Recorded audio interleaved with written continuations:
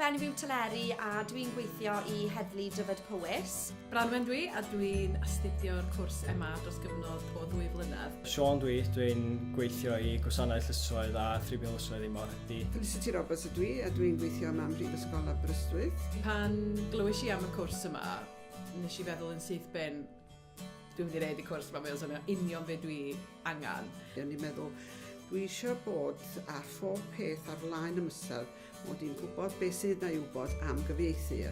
Dyma nghyfle fi. O'n i'n meddwl sy'n gyfle gret i fi ddatblygu'n sgiliau a cyfoethogi yng ngeirfa ar gyfer cyflawni gwaith o ddydd i ddydd a gwella ansawdd y cwmni. Mae Gwobr Aur cwrs hyn wedi ychwanegu sgil ychwanegol i mi, felly mae'n rhywbeth dwi'n gallu datblygu a mynd ymlaen yn fy ngyrfa nawr.